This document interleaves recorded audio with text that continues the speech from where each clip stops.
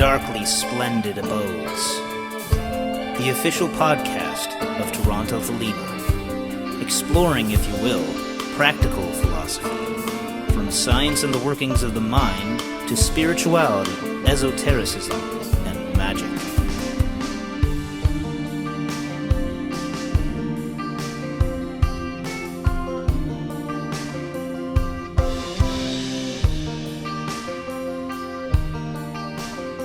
Stooping down, dipping my wings, I came into the darkly splendid abodes.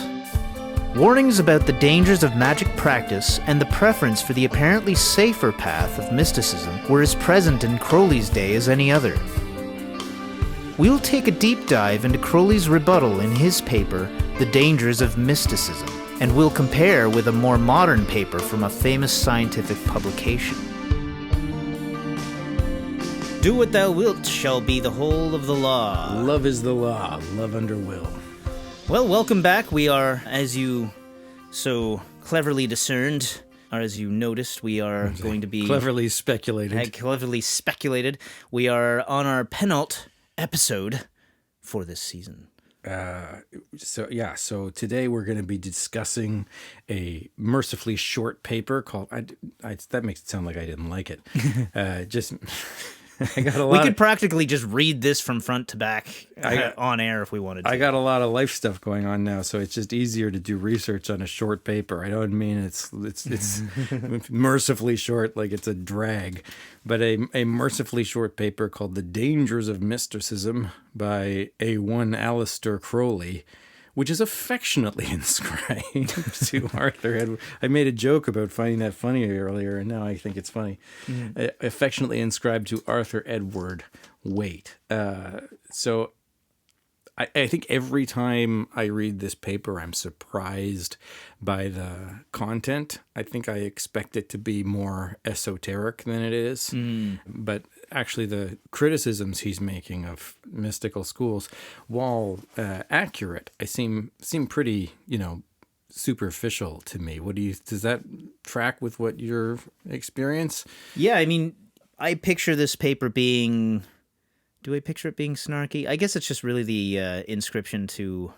affectionately to Arthur. Well, there's definitely a couple of paragraphs of good snark in here, but I think the basic criticisms are valid. I think there's about 3 distinct criticisms to make, and some of them are deeper than others. But I think one of the reasons this paper came up is that you wanted to talk about madness in the mystic path. That's one of the things you said at our last talkback, that you thought that might be a useful theme to revisit from time to time. Yeah. And it really doesn't, as far as I can tell, give us much in the way that contributes to that. Directly, although you could make an argument that some of these people sound a bit crazy, but whether that's the madness of the individual or the snark of our hero is an open question. What did you think of this time? It's surprisingly concise. It's very short. It's pretty to the point. I mean, I imagine Arthur Waite must have been saying something along the lines of magic is dangerous, ultimately, in the grander scheme of things, and mysticism is where it's at, because mysticism gets you towards union with God, and magic tends towards getting away from God, maybe. We can infer these things. There's probably somewhere we can nail down exactly what Crowley is referring to in specific, but this is kind of like what it sounds like. Well, if you look up this quotation that happens later on, you could track it down. I don't think I bothered. But it says, the mystic life is, at its highest, undeniably selfish. So if you smash that quote into the Google box, you get taken both to this paper and to one of the Equinox reviews of one of Edward Waite's books. And so if you just look at the title of that book, which I neglected to write down, that will show you the origin of this quote and this criticism. Yeah, gotcha. But the way Crowley parses it here, he says, a curious idea is being sedaciously disseminated and appears to be gaining ground, that mysticism is the safe path to the highest, and magic the dangerous path to the lowest. So yes, the implication here is that magic doesn't get anywhere at the divine. Waits may be imagining, what we do with demons and stuff, the Goetia rituals and stuff, as being the totality of magical practice, when in fact there's a variety of exercises that you can do, many of them aiming at deepening your relationship with, divine archetypes, many of which we've talked about on the program, even just this season. Yeah, and maybe there's a lot of that argument of the idea that magic just will, even if it's not just dealing with demons specifically, it's just the type of thing where it's going to be dangerous, just emphasizing that danger thing. So the idea of, like, if you go out of your house, it's going to be dangerous. If you try to cross the road, it's going to be dangerous. Whereas if you're doing the mystic thing, you're safe because you're staying within yourself, and theoretically, it's just you and God in there. Well, here's one way we might encapsulate the criticism of magic. And here Crowley's defending magic, so he doesn't do too much to criticize it. But from the perspective of the mystic, who believes that they're living in a world of error, and what they want to do is either correct those errors or, transcend their consciousness of existence entirely, remove themselves from the material world. To have spiritual practitioners with goals might be either threatening or just seem like they're missing the point entirely, right? If you're doing magic and there's a philosophy book that you want that's out of print, it's rare, and you summon up a demon to go and get the book for you, and then all of a sudden it appears at a local shop for a good price, and then you make a sacrifice to the demon and say, thank you for getting me this book.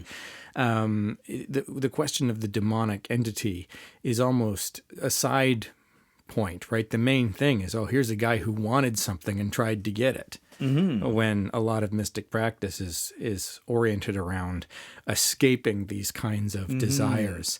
So when Waite says the lowest, he might mean hell, but he also might just mean existing in the world and wanting things and feeling the anxiety of wanting things and, this sort of thing. So that association between the material end of things and desire versus the mystical negation of desire for material things and that sort of thing. Yeah, and so if Waite's proposing that mysticism is the safe path to the highest being a transcendent of all material principles, and magic the dangerous path to the lowest. It's dangerous because you're dealing with demons, maybe, or because you're making sacrifices or something like this, and then it's the lowest because it's just one of the things you can do with magic is satisfy base material needs, hopefully. Well, he gives us some clarity in here, because Crowley uses for his analogy or his way of approaching this, the paths of Aleph and Beth up at the top of the tree of life, both of them coming down from Godhead in the crown, Kether. And so the path of Beth is attributed to the magician or the magus in the tarot. And the path of Aleph is attributed to the fool. The fool is 0, card number 0, and the magician is card number 1. But is also attributed to Beth, which is numerated 2, and Aleph is numerated 1. So he's saying the path of Beth, the magician, well, obviously that goes for Magick, and the idea of duality, using duality as part of your process, versus the mystic path, which is attributed to the path of Aleph, and this idea of the 0 and the fool who escapes from the duality that the magician implies. Crowley's trying to express this mathematically in a way that doesn't make terrific sense if you're a person who likes mathematics. I'm not a person who likes mathematics, but at least To me, it seems like the two equations he's contrasting are actually the same equation. When read mathematically, he says, the magician is performing this exercise that is 1 plus -1 equals 0. While the mystic is performing this exercise that's 1 minus 1 equals 0. And those, fall out to the same concepts mathematically, but what he's saying philosophically is that the magician has a self and a not self, and he smashes the self and the not self together again and again and again, trying to develop the self as much as possible to embrace as much of the not self as possible until the two things negate each other. And we've talked about this a lot. We've had episodes both on the mystic path and the magical path this season, where we talk about how this works. So we don't need to elaborate it. The mystic is building this relationship with the magician is building this relationship with his world that will end up in negation, whereas the mystic tries to do negation just by subtracting themselves from the equation. It starts by saying you don't believe in the world anyway, so so there's no not self there to engage with. All you have to do is delete yourself, and then you achieve the desired result. So why is this important? Well, when we talked about the HGA attainment, when we talked about Liber Samic, we talked about the way in which you defend your citadels against the attack of the angel. And that lets the angel know the citadels are there because they're being defended. And if you fight, if the angel is forced to fight for every inch of territory, then the conquest is more complete. Whereas, if you willfully surrender a bunch of territory, then maybe the angel is satisfied. I mean, in fact, Crowley says the angel doesn't exist in the mystic. You can do all these mystical attainments all the way up to, the highest levels of Buddhist trance or whatever, and never encounter the supposedly external entity that is the holy guardian angel. So, and that's probably why there's so many, part of why there's so many sexual connotations coming into play with the HGA unification and that sort of thing, because that's creating tension and building tension. There's passages in the Book of the Law that really emphasize the idea of building tension. So it seems like the magic path involves creating and building tension towards that ecstatic union versus, like you say, and like Crowley says here, where it's like more like salt dissolving into water, which is the mystic sort of approach. Yeah, this is great. And if we go back to the second paragraph here, where he talks about this difference between the highest and lowest paths, he says, there are several comments to be made on this assertion.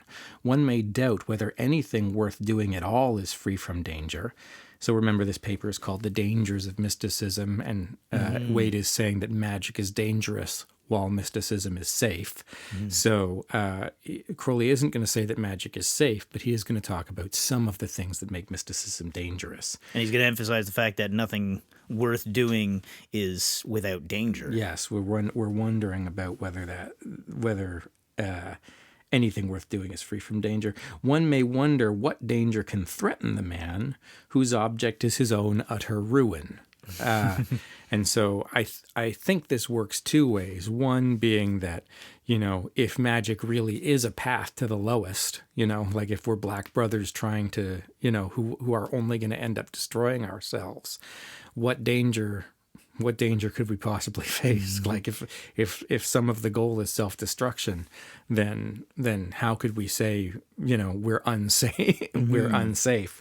But also it's a criticism of mysticism, because if you believe the world doesn't exist and you're trying to delete yourself Destroy from the the non-existent world, then Okay, so mysticism is only safe because you don't believe there are dangers and because you hope one day not to exist. So if something kills you, it's not a problem. Yeah, if the project is to dissolve yourself like salt in the ocean, then yeah, what possible dangers can you be worried about? And so to begin this this analysis, he'll try to divide the mystic school with its mathematical formula of 1 minus 1 equals 0, just, the negation of the self, by brute force method, just to delete the self. This path is symbolized by the Fool of the Tarot, who is alike the mystic and the infinite. And then the path of the magus, or the path of the magician, which is, plus 1 minus 1, being that we involve the world in our criticism. And there are 3, I think, critiques of the mystic path in here. And the first one, he sort of just calls all the mystics that he knows crybabies.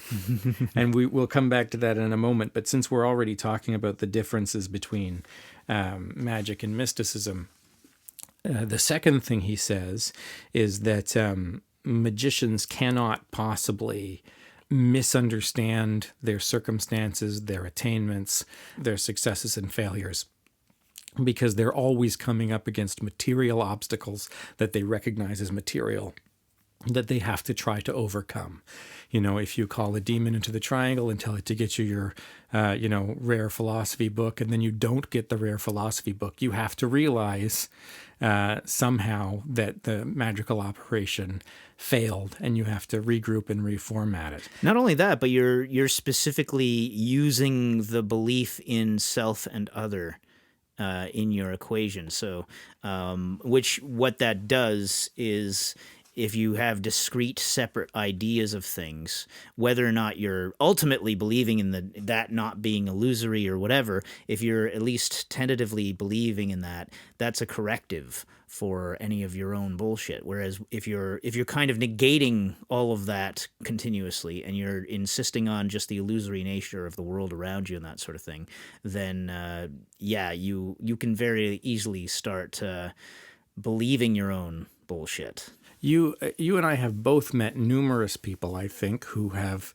claimed to be magical practitioners who were prone to self-delusion in this way, right? I mean, someone might try to get a philosophy book, fail to get the philosophy book, and then interpret those results as being, so yeah, of course I was successful in getting the demon. But what he was telling me is that I already understood the substance of anything I would have learned from that book. So I don't need better that I didn't get the... Yeah, I don't need the vain pursuit of property or something like that. He might, a person might interpret that as being told that, like, wanting things is just spiritually inappropriate anyway, and end up knocking themselves onto a sort of more mystic path. So it's not that the magician, although Crowley says it's impossible for a magician to ever suffer from self-delusion because they're constantly knocking up against the real world. That's giving magicians a lot of credit for doing what they're supposed to do. And I think quite often magicians end up living in this kind of wishy-washy, mystical world anyway, and not really taking the exercises seriously enough to be corrected by them. Yeah, I think you can just as easily use magic for that kind of thing. Yeah, just completely diverting yourself. But that's the theory here.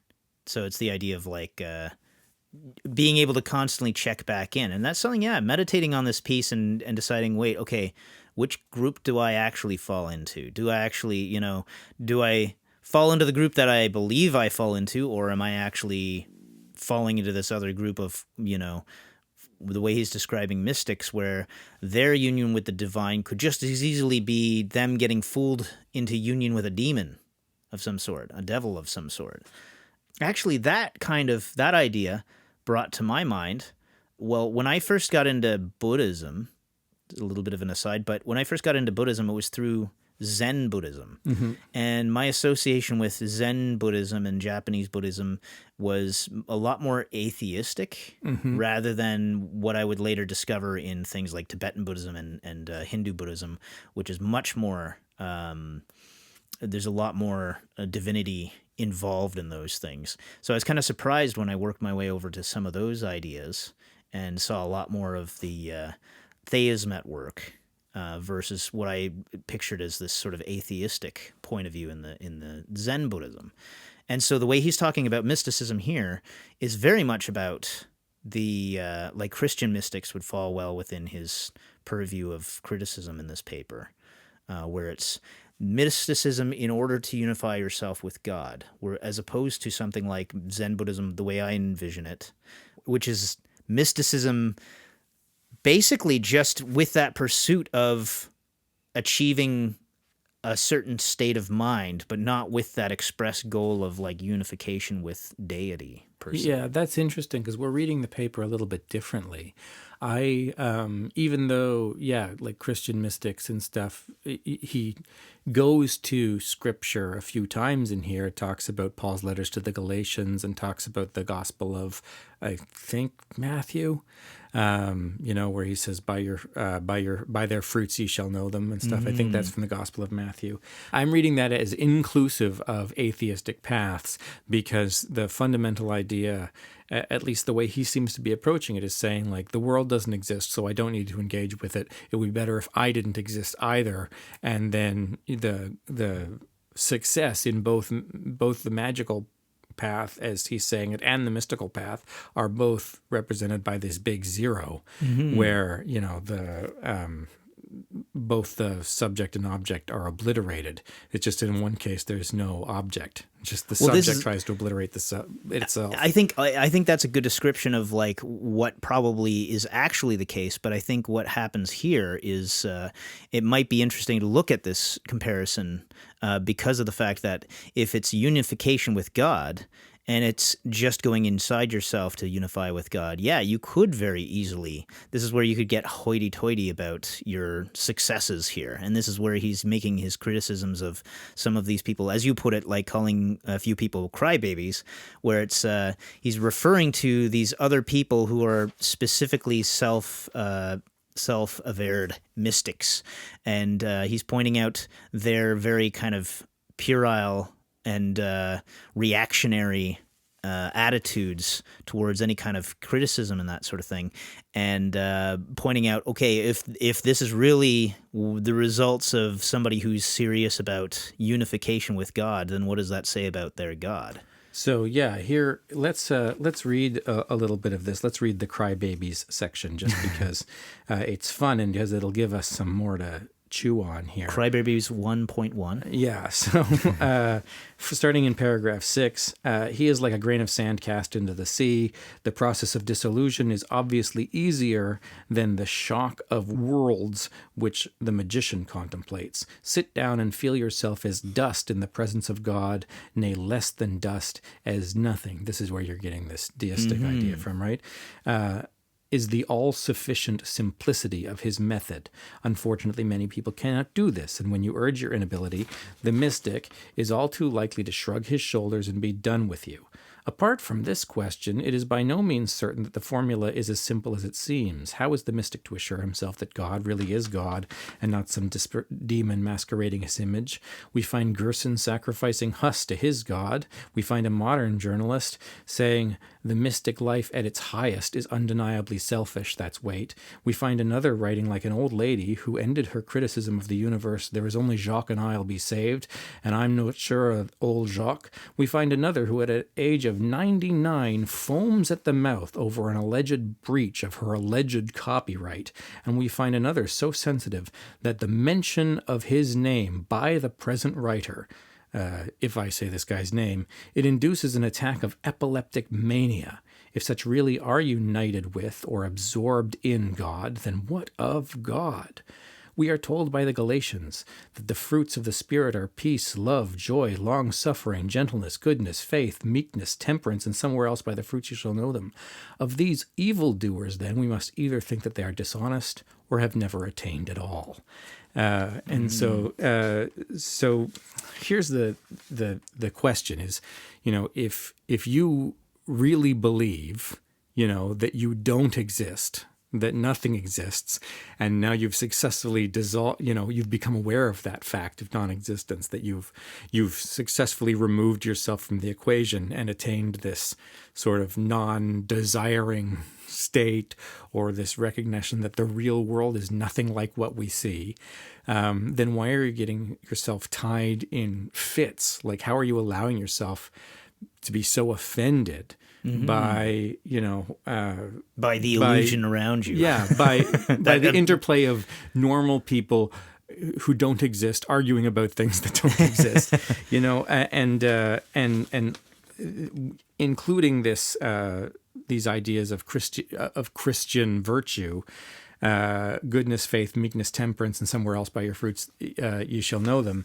I don't want to say that's completely tangential, because there are a lot of like Indian yoga teachers and Buddhist yoga teachers that will make these sorts of claims, right? That they are all loving, beneficent, kind, passive, generous.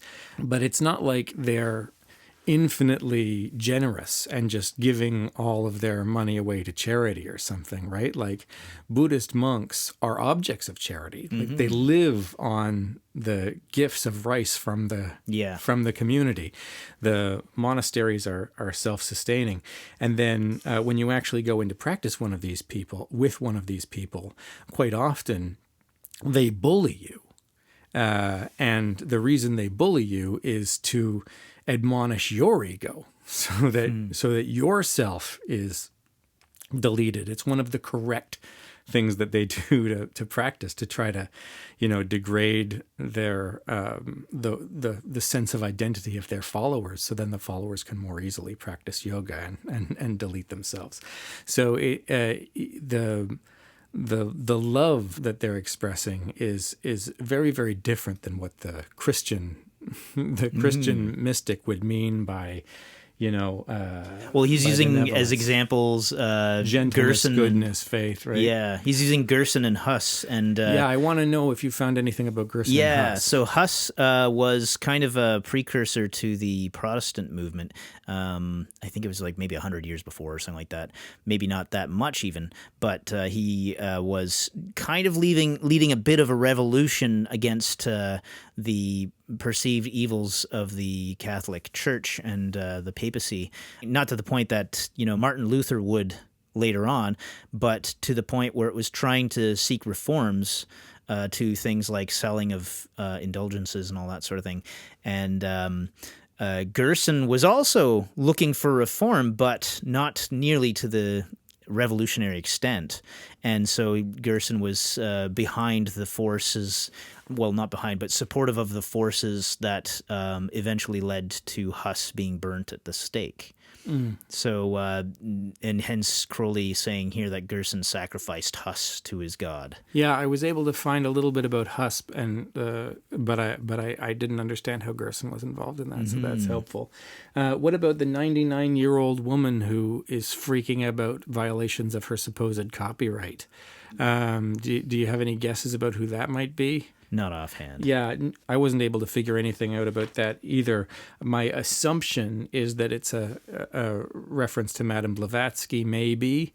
Like, maybe she was annoyed that the Voice in the Silence ended up getting published in the Equinox. Well, that would be impossible because she was dead. She was dead by then. I think she was dead by the time Crowley was born, or just shortly thereafter, or something like that, somewhere around that time.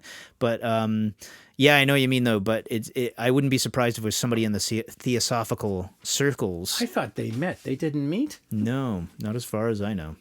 Oh, okay. And also, he had a lot of respect for her. I don't know of any places specifically where he... Yeah, woof. Okay. He would have been like 10 when she died. Ah. Yeah, no, I thought for sure they were contemporaries, but not so much. Who was running the Theosophical Society? Because Annie Besant Annie and Ledbetter, who I can never remember his first name, but they ended up carrying it forward, but I'm not sure if they were the immediate predecessors. I'm pretty sure Annie Besant was. And so then when Krishnamurti was being... So I thought what had happened is that Blavatsky was grooming a successor. No, she would have been dead by the time. And Blavatsky's like trying to groom Krishnamurti to take over, and Crowley's like, "But we have had such a great relationship. No. Why aren't I the world teacher? You know? No, like, it was actually Thelema is the right way to go. That's why he blackens Besant and Ledbetter as being like having taken over and commandeered Theosophy and taken it down this path that you know. So yeah, that was and she wouldn't have been that old at that time, because this is, you know, 1909, I think. This paper is 1909. I can't remember 100%. I don't remember which issue of the Equinox it was in, but yeah, it was somewhere in that period, so between 1909 and 1912 or 13 or whatever it was when it stopped. This is another interesting one is Waite saying the mystic life is at its core pure selfishness, or whatever the quotation is. It's right in front of me, but I'm not reading it. Crowley doesn't say what his problem with this statement is, and if you look up the review of the book, Crowley quotes that same thing and then just says like a one-word snarky. He just goes like, "Pardon?" or like, "Really?" What? or something. But of course, in Magick Without Tears, there's a whole chapter about how selfishness is the highest moral principle. That's what's baffling to me. I'm trying to think of how this is being parsed in a critical way by Crowley here. So I think what he's doing is trying to judge people by a Roman standard, you know, like, I'll judge you by your own yardstick. And so if you're saying that mystical attainment makes you selfless and beneficent, then how could you possibly also say then that it's radically selfish? It seems like you're contradicting yourself. Might be the accusation. I don't know. Of course, Thelema doesn't really cornerstone these things. It doesn't really cornerstone meekness. You know, it doesn't really. You might say that courtesy is important to Thelemites because, you know, it's aristocratic, and then being able to be, you know, generous with your enemies, or which is sort of like might be an important thing for Thelemites to be able to do, or something stupid like that. But these criticisms of the mystic path are only relevant, it seems to me, insofar as mystics claim that they are these things and then show that they aren't. Yeah. And to me, it seems like a little bit of a side issue, a little bit irrelevant, because if the point is to destroy your personality, it doesn't matter what your personality is like, you know, whether it's like, oh, you're extremely cruel instead of extremely kind. Like the criticism is that you still have a personality in a way, right? I mean, you need, these people need, if they really have attained, then they should come back and teach. And so they'll need a personality vehicle to be able to do that.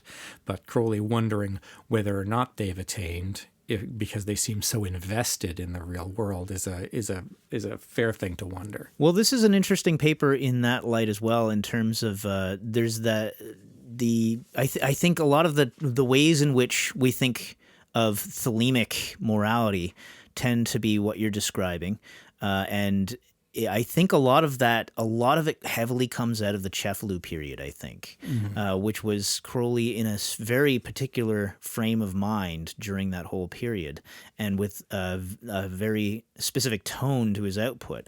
And this paper is actually an interesting counterpoint to that, where we can see he's, for instance, towards the end of the paper, there's a little bit less of that vitriolic sounding morality.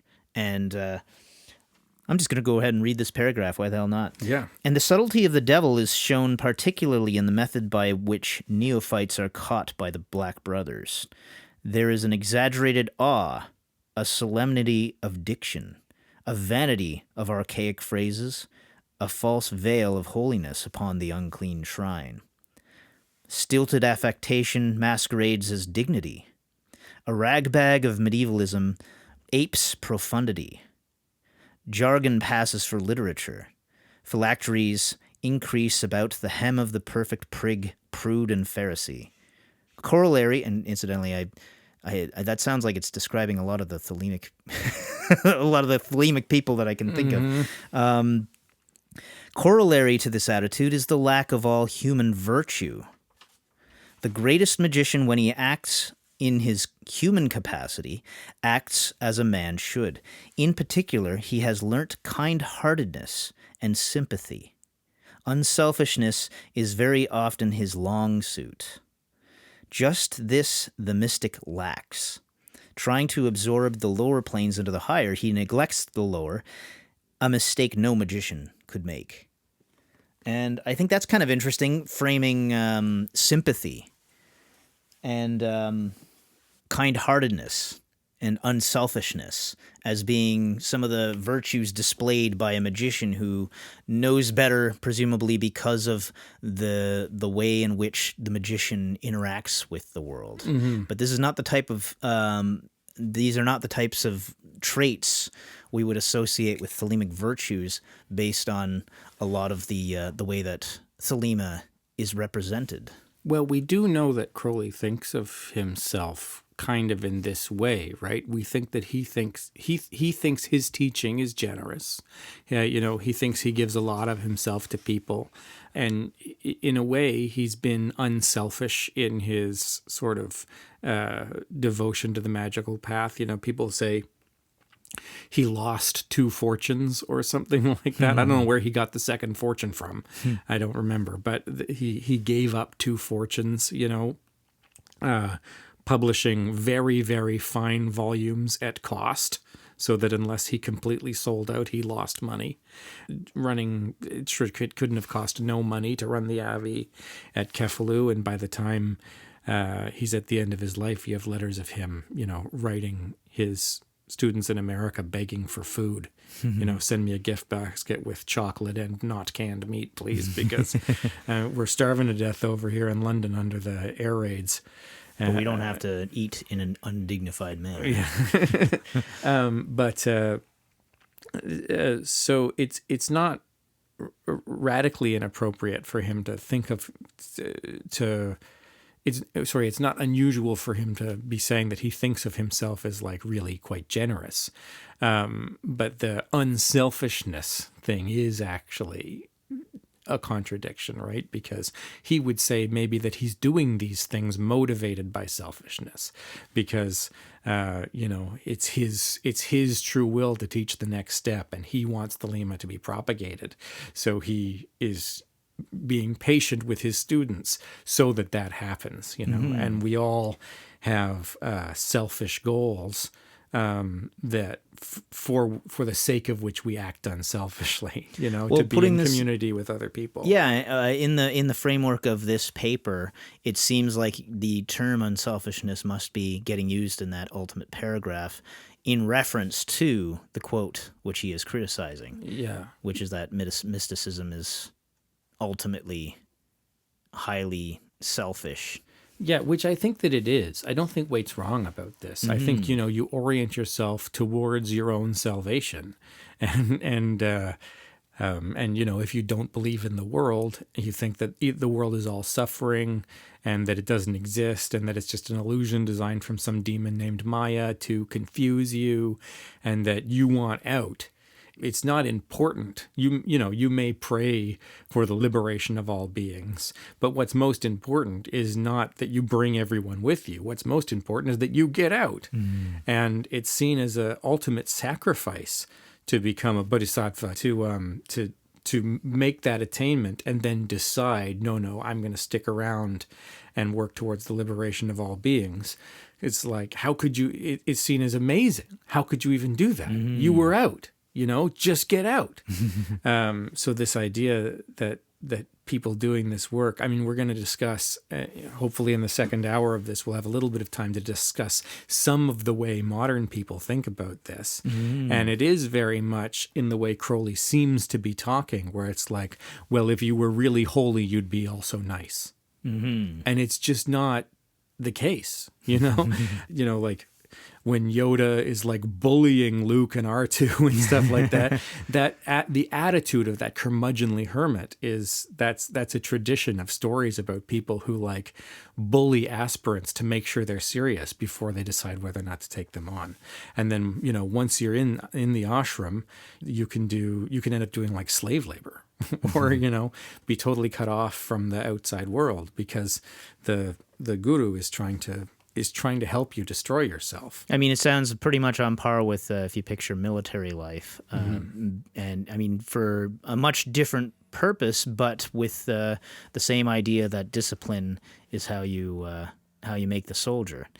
And in this case, it's pretty much the same thing. You're breaking down resistances to the project, essentially. I wanted to save this to the end because it's sort of what I think the dangers of mysticism are and what's going to be most relevant to modern people.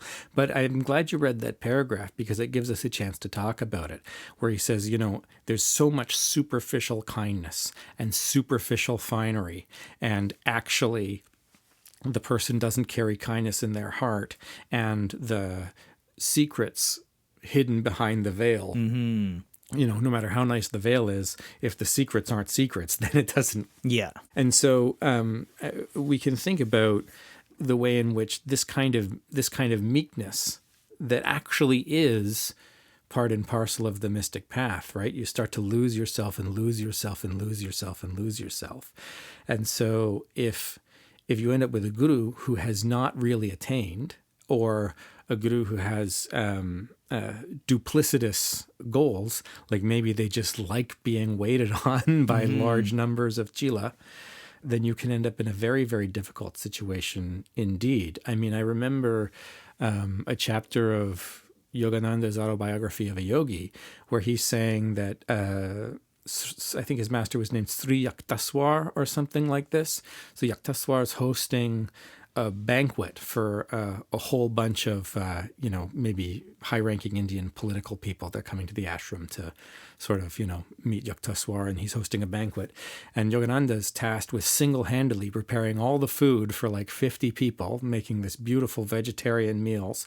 He works all day, and he puts it on, and he feels very, very admonished, very humiliated, embarrassed by this task. Why aren't I washing the master's feet? Why aren't I meditating? Why aren't I being given Kriya exercises? But he says he was never again afraid of hard work. And he got to see people satisfied with the fruits of his, and there was all these nice things that came out of it. But mostly he realized that he was in service to his guru, he was loving his teacher, and he was no longer afraid of hard work, and that, all acts could be spiritual acts, like if he invested himself and just let himself become the work, right? And so this is not an inappropriate thing to do to your student one time, but we see again and again and again people like Jim Jones and people like what's his tits, the murderer who never killed anybody.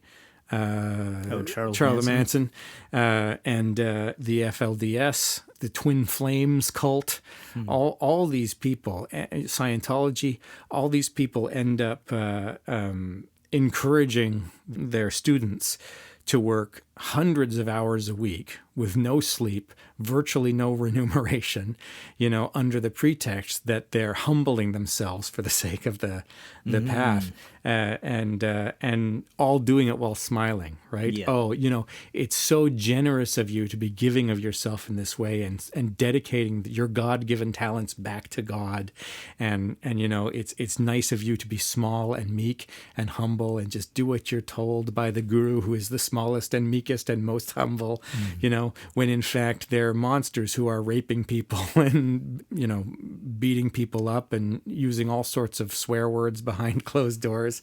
So the idea that a person should humble themselves and make themselves meeker and meeker and meeker, I hope that we'll get a chance to talk about the difference between, what a psychologist, what a yoga person, what a, means when they say ego, and what a layperson means when they say ego, and how they're, they're not the same thing. It's not, destroying the ego isn't about becoming less vain or less self-oriented or something like that. Mm-hmm.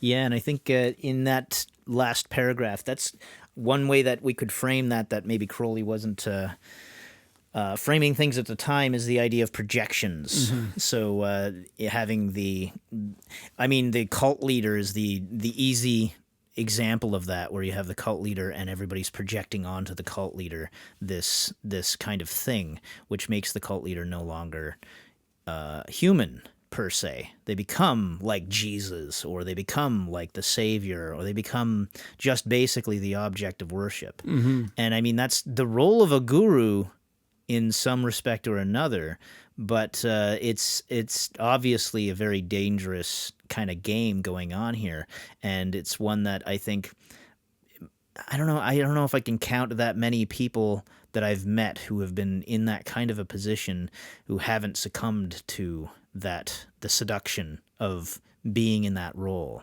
of the recipient of these projections. This is one of the things we talk about at school a little bit, is this idea of transference and countertransference.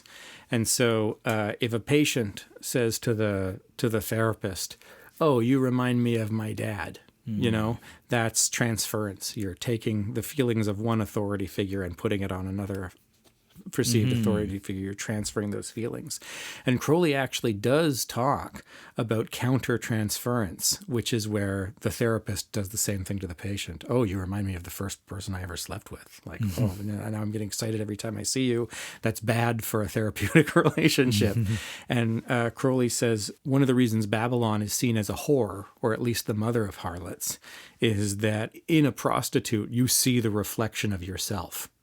So he's, without knowing the psychobabble, he's explicitly using the terminology of like countertransference. It's like I know who I am because I can see myself in the eyes of the prostitute that I've engaged. What I think of her and what she thinks of me. Like we're honest with each other in the context of that relationship, and so you become yourself by engaging with. We talked about how a person doesn't become a moral person until they reach their symbolic pubescence, right? Mm-hmm. Because that's when they become dependent on the community for one of their biological needs. You can't have sex without being in a relationship with other people. And so this sort of idea... They've eaten of the fruit of the... the tree of the knowledge of good and evil at that point. And they're cast from the garden, or live in the garden until they're 27. Yeah. So you're right to think of this idea of like projection and countertransference and this sort of stuff. But yeah, so if we see these people not displaying the virtues that they claim to have, and we start wondering about their attainments, and then we go to their temples, and the temples are very nicely furnished, and they have lots of dedicated followers. The question is, like, to what extent are we being manipulated? And I think large numbers of new religious movements, both in America and in India and lots of places in the world, are founded on these sort of, not founded on deceptive principles, but they can use honest to goodness religious teachings to set up something that's very dangerous, because in a certain kind of a way, the way it's supposed to work creates dangers. Like people don't like it when their daughter goes to an ashram and gives up her passport and her cell phone and is only allowed to call her parents once a week. But traditionally, if you went to an ashram, for hundreds and hundreds of years, these places have been operating when cell phones and passports don't exist. Yeah. So you would just never see your family again, ever. And if you're trying to avoid having attachments, want to transcend the lie that is the real world, it's very difficult to do that and still maintain relationships with your family. Crowley also calls the family public enemy number one and says there's no reason not to call your mom once a week, but if she starts to interfere with your spiritual practice, you need to cut her out of your life entirely. The same is true of partisan politics or anything. Mm-hmm. So, like, to me, the danger of mysticism is the label on the tin. You know, it's like, these are the things you need to do. They're going to be perceived as extremely radical. Your family's going to think you're nuts. And also, if you don't choose your guru appropriately, they're likely to abuse you. Yeah. And, dangers, it's not, again, like we're suggesting that we need to avoid dangers. It's just that we need to recognize that this is not a safe, there are no real safe paths without any dangers, and that's fine. Dangers are kind of good, and it's good to engage with dangers. Sure. I mean, but one of the things Crowley's saying here is that magic is safer because you don't destroy yourself in the same way, right? That you retain a healthy relationship with your ego. You have self-awareness. You have a personality. You're actually becoming stronger and more robust by your practice. So if you come up against people who want to subjugate and abuse you, you're not as likely to put up with that. Yeah, here when the mystic meets an obstacle, he makes believe about it. He says it is only illusion.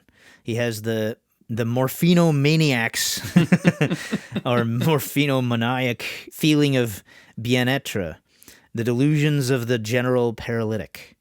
He loses the power of looking only fact in the face.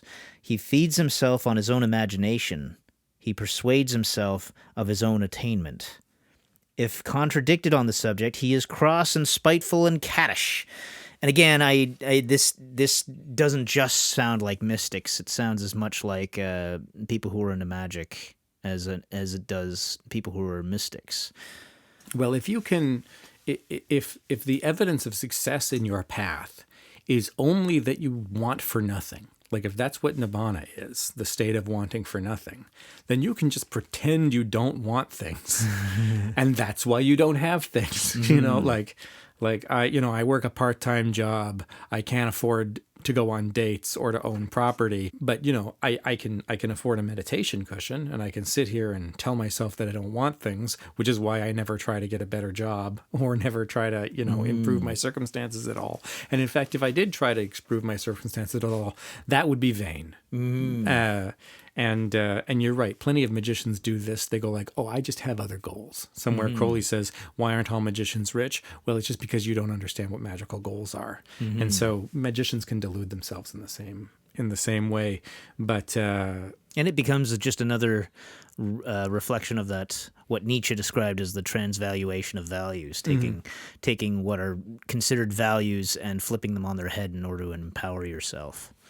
There's this great movie called Cradle Will Rock, and Sweet Van Halen song, dude. Is it? It's called Cradle Will Rock, and I think it's Benicio del Toro says to, I can't remember her name, but says to this woman who's working for Mussolini, she says, "What a lie you lead, a fascist Jew," and she comes back, "And you, a wealthy communist." But magic allows us to be wealthy communists, right? Because even though our goals are transcendent, we're constantly testing them in a real world, testing our power in a real world wherein we believe we actually exist. Whereas, a very rich mystic, Crowley says, is something to be suspicious of. Why, if you really don't care about anything, why is this temple so nice? A magician can say like, yeah, I mean, I don't disbelieve in the world, and I think we should have nice things. Yeah. And in fact, a poor a temple for doing ceremonial magic actually doesn't work as well. The spirits like the seals made in the appropriate metals. Things need to be beautiful. The incense needs to be correct. Yeah, this comes back to the idea of the paths of Aleph and Beth, because we have the path of Beth, the magician. That's a big part of the doctrine tied up in that is the idea of the illusion created by the magician, which is basically a form of deception. It's parsed in such a way that it's like this is the means by which truth is brought into the world, but it uses deception because of the idea of miscommunication. And so there's a lot of the idea of using that and using it as play. Like, especially in Liber 65, we see a lot of the play of the magician. I think probably chapter 4, I want to say, where there's a portion about describing the adept, describing coming into play with the magician, and the angel starts to look with suspicion on it, but the adept emphasizes, "Did you ever think I took my eyes off of you for a second? All this time I've just been, I can engage with the play of the magician without getting too caught up in it and taking it seriously." Now, here's a question. I think we've dealt mostly with what's on the page in this paper, right? Is there anything you think we've missed that we need to look at more closely? No, I feel like we've gotten it all. So here's the question: is I keep trying to say that, the fact that mystics have personalities at all is the problem, not that they're, crueler than they claim to be or something. But how snarky do you think he's being here? Is what I'm saying supported by the text, or am I making an extra textual argument here? When Crowley says, we are told by the Galatians that the fruits of spirit are peace, love, joy, long-suffering, gentleness, goodness, faith, meekness, temperance, and somewhere else by the fruits you shall know them. Is Crowley, does Crowley think mystics should be like this? Or is he only attacking them because they claim they should be like this? I think, if we distill that into by the fruits you shall know them, and then combine that with his pointing out of how some of these people go into apoplectic kind of fits based on how they're described by other authors, AC amongst them. That's kind of demonstrating for us, okay, well, yeah, like when it comes down to it, are they actually practicing what they preach? Mm-hmm. Are they showing the fruits of their labor, or is there something else going on here that proves that, yeah, mysticism isn't straightforward as a safe practice? But is the problem with the apoplectic fit that it isn't gentle? Or is the problem with the apoplectic fit that it evidences attachment?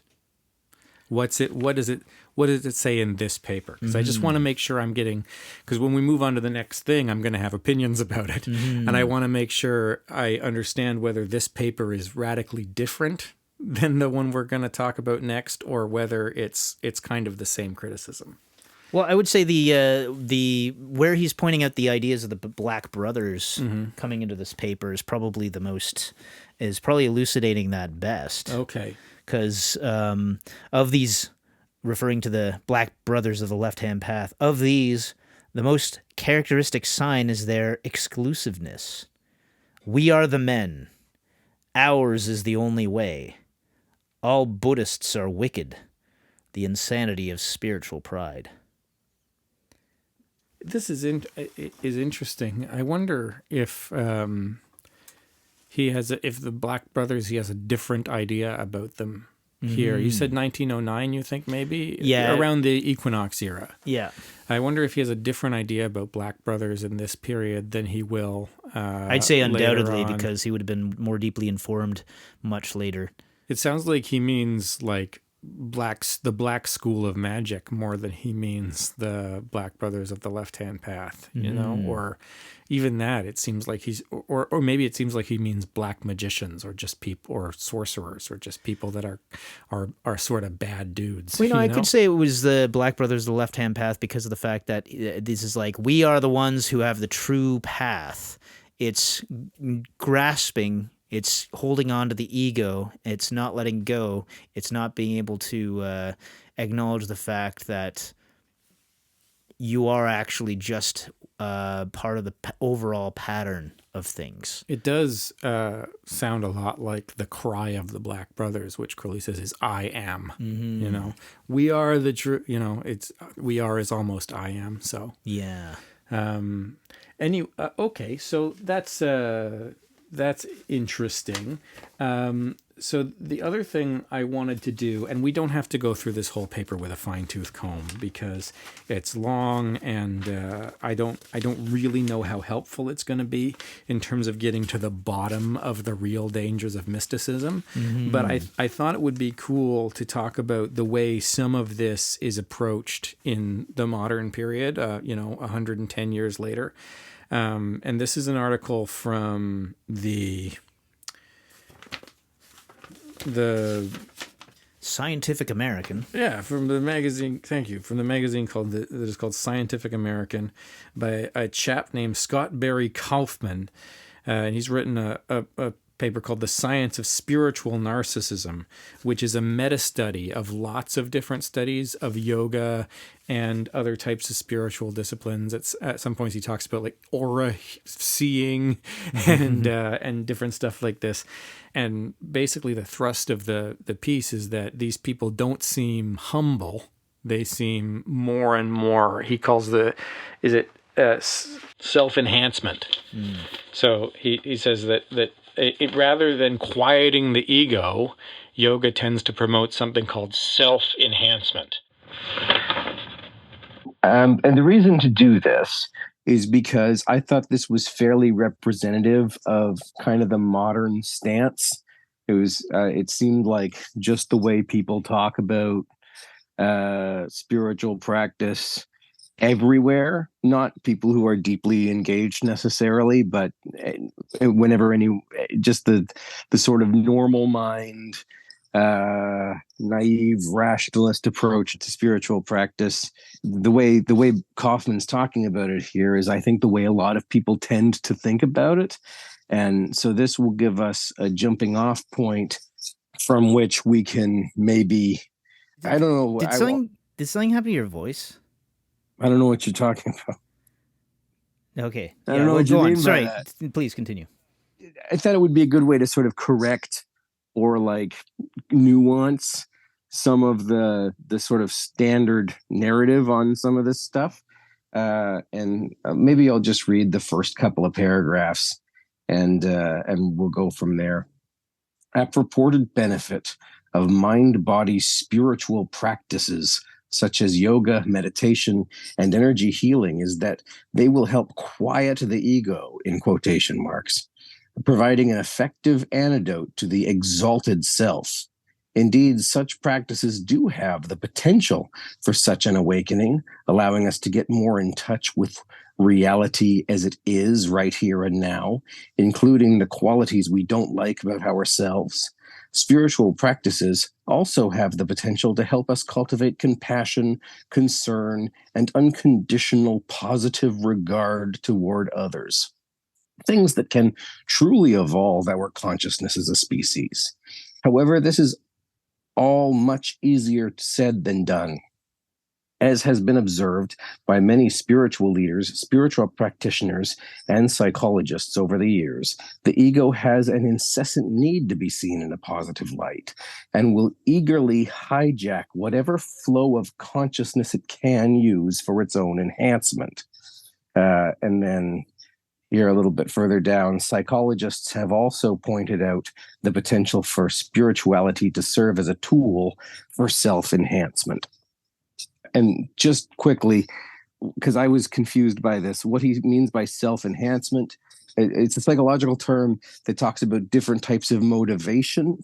And there's three types. One type is about having sort of an internal model of the self and trying to make reality conform with that idea of the self. So if you think about yourself as like a great baseball player, you practice baseball to create the reality that you aspire to. And there's another type of motivation that's about really understanding what's going on, so gathering all of the facts of the case and trying to evaluate it. And self-enhancement is a motivation that where we insist on high self-regard. It's sort of like self-esteem movement type of motivation, where you approach problems by thinking of like, how can I think better about myself in this situation? And that's considered problematic. sometimes, because one of the things that it can mean is that you see your accomplishments as your own rather than fully embracing the totality of causes, like uh, failing to check your privilege or something.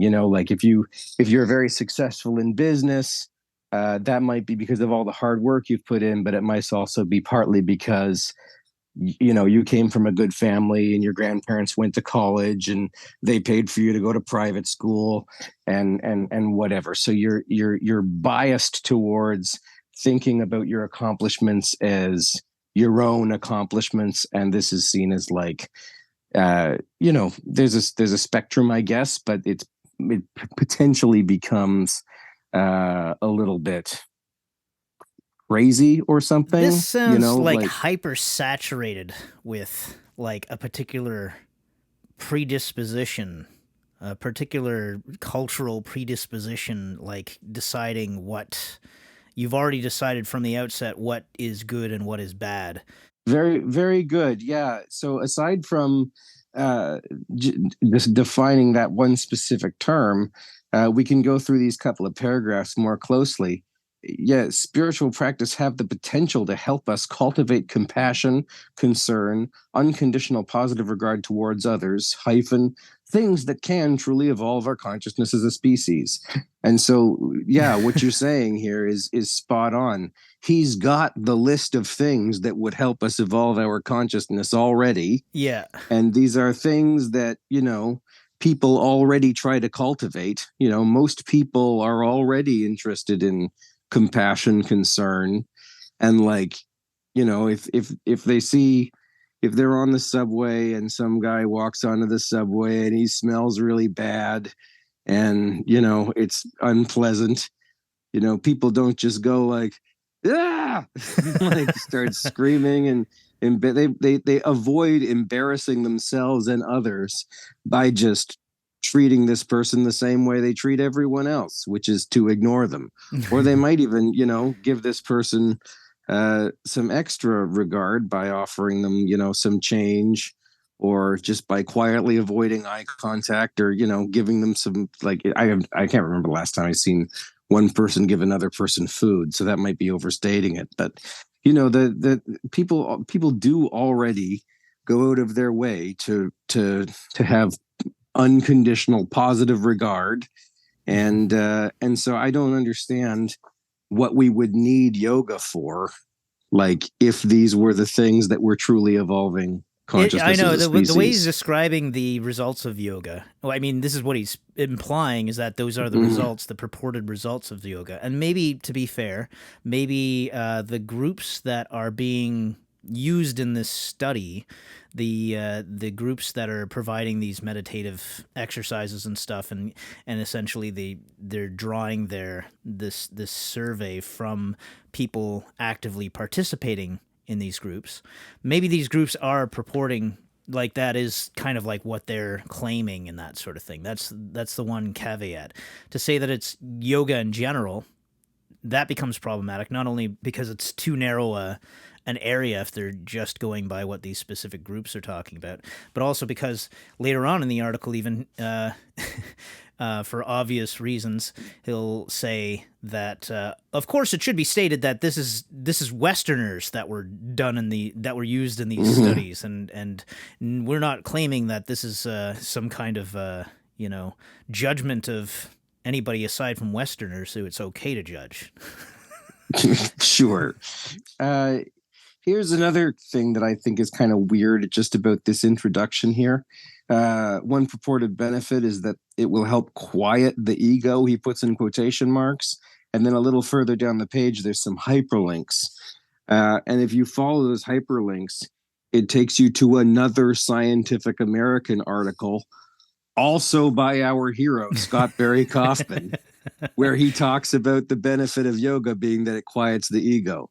Now, mind you, that article is a book review, but it's also not a review of a 1,500-year-old Indian classic. Yeah. It's a book review of some fairly contemporary New Age kind of yeah. So So we aren't really going to the root of the matter. We're talking about a very sort of modern American approach to spirituality, and I think he could have done a better job of defending this first point, saying that people everywhere are talking about how yoga quiets the ego, mainly me. Like, surely he could have found one other person who was also talking about that to back up that claim a little bit.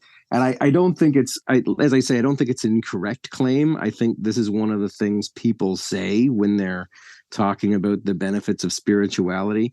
But I also think they don't know what it means. Mm-hmm. And I think people think that lay people tend to think that having a big ego means being like in this paper, being problematically self-enhanced, Yeah. taking radical credit for your own achievements without acknowledging circumstance, and then just being a little being like maybe braggadocious or rude or condescending. Those are traits that I think people think are egoic. And I think it's important to realize that ego is not a synonym for hubris. Mm-hmm. And that there's a specific thing that ego means in psychology. And when we translate books about yoga into English and we use the word ego, we're using it as a psychological term to sort of try and equate kind of what they might mean in Pali or Sanskrit or whatever language we're approaching. Mm-hmm. Yeah, so this is only really revealing kind of a fundamentally Western cultural preconception about this guy basically sounds like he's got a very superficial read of yoga. And yeah. I mean, and I think that this is like he's using some of these psychological terms correctly, like self-enhancement. He knows what it means, and different other things. And I think it might say here. Let me look this up before I say it, because he's got a little biography. I'll give you a second. It does sound like a very different, like your voice just sounds totally different now. I don't know what it is, but yeah. It sounds like you're, like we were just sitting in front of each other. Now it's like as if we're. I feel like I'm miles away. I'm sorry. I don't mean to be judgmental. I don't want to be making you feel judged. I think what you're hearing is that I'm not listening to anything you're saying. Yeah. I've gone very spacey. That makes sense. I think I've transcended. So this is what it sounds like when somebody's not listening to you. Okay. It says Scott Barry Kaufman is a humanistic psychologist exploring the depths of human potential. So he's a psychologist, so he should know what the word ego means, but it's clear in this paper that he doesn't. So the ego, or in Kabbalistic terms, we would call it like the ruach, right? Mm-hmm. Is just your whole conscious mind and everything you think about yourself. If you're a student, that's part of your ego. If you have a first name, like if your name is Michael or Darren, that's part of your ego. If you're doing a podcast, that's part of your ego. Like if you're a nice guy, that's part of your ego too. Or if you're a little bit smug and rude, that's part of your ego too. The entire sort of like, I think Edward Mason would say, like personality vessel that permits you to interact with human beings. That's the ego. And so if you read like yoga books that say we're trying to transcend our ego, it doesn't mean we're trying to be a little bit nicer. Just as we were saying in the Dangers of Mysticism paper, it's sort of about trying to not exist at all in the usual way of having like a normal mind with a conscious interaction with what we think of as the world. Does that make sense? Or simply just to transcend the ego in the sense of the ego is where you spend your conscious time. So being able to transcend it implies being able to perceive outside of it. Yeah. And this is a problem I have too with this kind of language, is the idea of becoming that that we could be in communication with something that is subconscious or unconscious or superconscious. Obviously those aspects of the self exist, but when we become conscious of them, we're bringing, to some extent, we're bringing what we might call ego with us, right? Because you can't be conscious of your unconscious mind. You can only bring things into your conscious that previously you weren't thinking about. If you want to be strict, I don't know how I feel about that, because obviously when we're in deeper yogic states, we approach things from a different perspective, and you might say, neshamic perspective or a somatic perspective. You can, but what we think of as ego is radically changed when we're in those spaces, right? Like, you can look at a bottle of ketchup and not thinking of it as ketchup. You can just see the shapes and the colors. So yeah, when we're talking about ego transcendence or ego quieting or ego death, what we do not mean is that we're going to stop being so selfish all the time, except literally in the terms of not having a self, at least for the duration of the exercise. But yeah, there's this. I mean, even when he goes into the studies that he's referring to, he's talking about the criteria that they were working with and the questions, for instance, that were being asked and that sort of thing. There's a few different studies he was referring to where people are taking yoga for 14 months or something along those lines. And then there was another one that was just like basically 4 weeks or something. But yeah, generally speaking, what they do is talk to basically get somebody coming out of one of these things to fill out a form, and then get somebody who hadn't done one of these things at least in 24 hours to fill out a form, and compare the levels of self-esteem, and with questions that I don't see how scientific this is, frankly. Because it's like I mean, sure, this is getting some kind of stats, but to have people coming out of a meditation thing and then have sort of like a multiple choice questionnaire of how empowered do you feel? How much more self-esteem do you feel like you have? Do you feel like you got more out of it than other people did, and this sort of thing? These are kind of loaded questions. This seems like a very biased approach. Let's go to this section titled Spiritual Superiority and Spiritual Practice.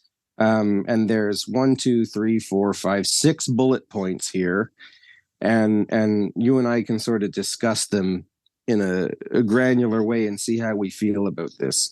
So it says, in a more recent set of studies, Roos Vonk and Orvonk Visser conducted an exploration of spiritual superiority. They interviewed several psychologists, spiritual trainers, and lay people, and asked them to describe people who use spirituality as a self-enhancement tool. They translated these qualities into 6 items. And so and then in 3 studies, they assessed relationship between their scale of spiritual superiority and other variables. In study 1, they focused on people who engaged in some form of spiritual training.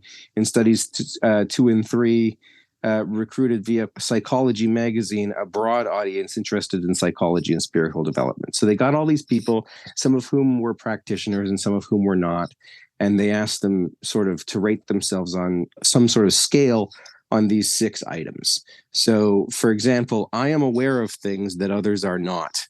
Darren, you've been doing yoga work for a long time. Are you aware of things that others are not?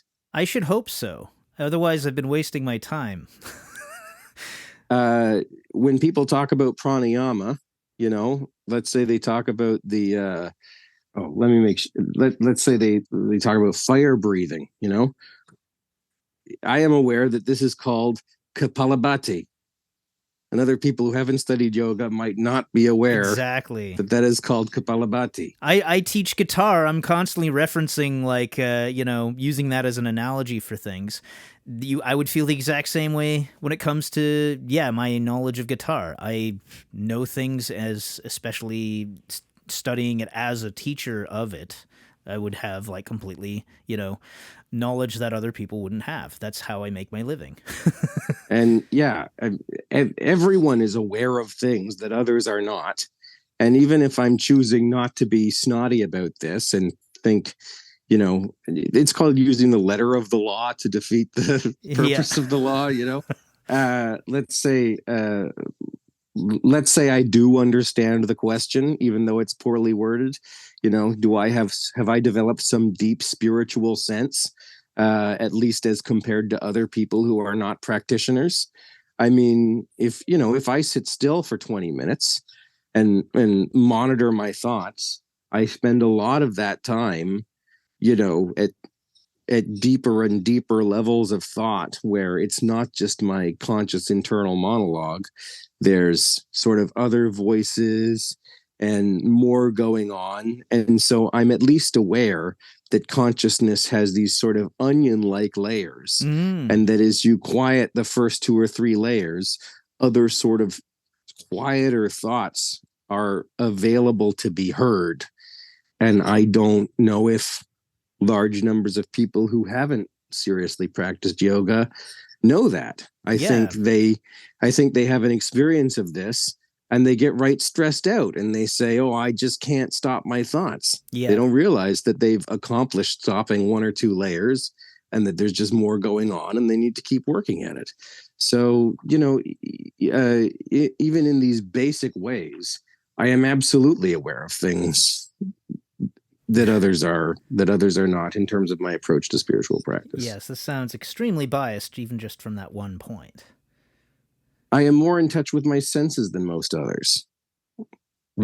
It's almost what the do you same, think? almost the same thing. Because again, here it's like if you're observing, if you're specifically cultivating the act of observation, you are becoming more observant. It's almost redundant to say so. Yeah, I mean, so in terms of musical training, right? Some people have very, very good ears and can tell different intervals, right? Like, it's very rare to be able to hear just one note in isolation and say whether it's a C or a C sharp. Yeah. But if you hear 2 notes, lots of people who've practiced hard can say whether it's a 4th interval or a 5th interval. And so they just have a better sense of hearing, a developed sense of hearing. And so this mushy language, in touch, I don't know what it means to be more in touch with your senses. I always, like, ever since being in school and they started introducing these kinds of multiple choice questionnaires and stuff like that, I've always had a problem with them because I overthink them, and I'm sitting there like, okay, what exactly do they mean by this? And am I able to answer truthfully if I have to commit to their wording of, like, one of these responses, and I'm limited to what their responses are, and I can't give something more nuanced. I've always had a problem with that. Yeah, absolutely. But if you practice anything, you develop a sense for it. Yeah. And in that way, your senses become, you have a more developed sense.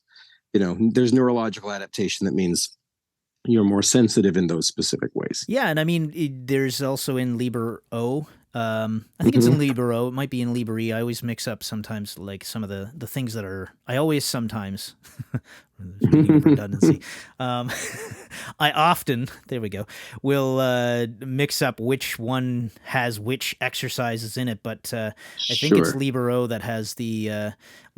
Regardless, there are exercises involving specifically focusing on specific senses. And I think we brought that or something similar up in our recent discussion on the 8 lectures on yoga, where you might be doing astral projection exercises, or you might be doing dharana exercises and that's what it is, dharana, where you're focusing on the smell instead of trying to visualize something and that sort of thing. Yeah.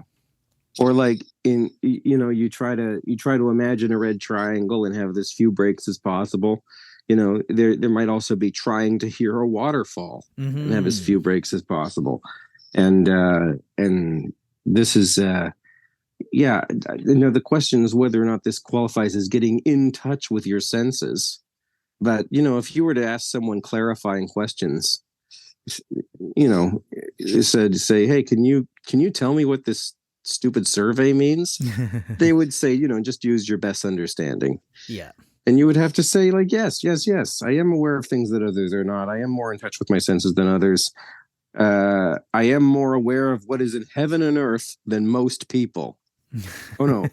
What is between heaven and earth? Between heaven and earth. Whatever that means. I am more, like, yeah, well, yeah, that seems totally absurd to me. But this, how I put it on, I did a video review for YouTube of this same article. And what I said is that the criteria here is then most people don't think at all ever about what is between heaven and earth. Even if I'm wrong, the fact that I've done any spiritual exercise at all, that I've directed my awareness for 15 seconds. Yeah. Immediately more aware of what is between heaven and earth than most people, because most people aren't interested. Yeah. I think I know more Latin than most people. Because most people aren't interested. Don't speak Latin. Yeah. Most people aren't the least interested in knowing a bunch of Latin. Yeah. I mean, the question of, if you want to know how interested most people are in the question of what is between heaven and earth, you can just look at our numbers. How many views did this YouTube video get in its first week? That's how many people are interested in the question of what is between heaven and earth. And I promise it's not most people. I think that's how they read them now too, is you go on YouTube and see the number of views says most people, or yeah. What do we got? 7.2 billion people on the planet. So if we have fewer than 4 billion views, most people aren't interested.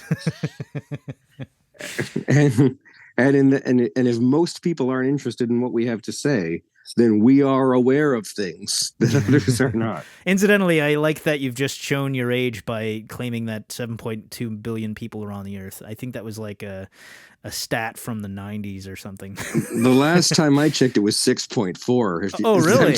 I'm just rounding up. Oh, wow.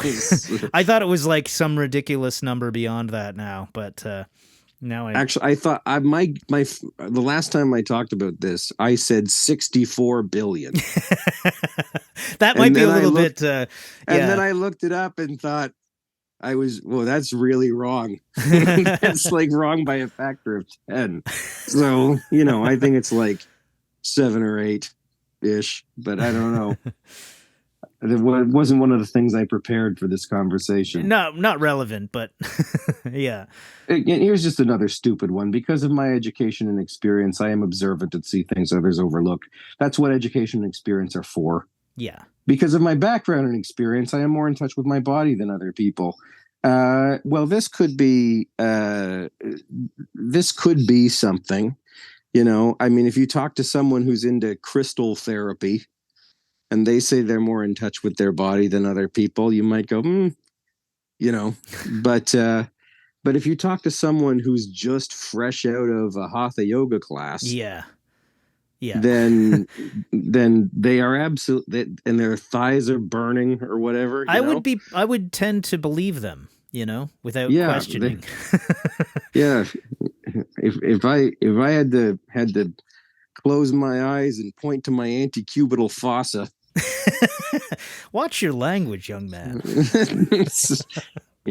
Some people are more aware of their bodies, and that includes, people who are actively done lots doing of body something work. With their bodies. Yeah. How many fat people we got? I mean, at least 2. Looking around the room.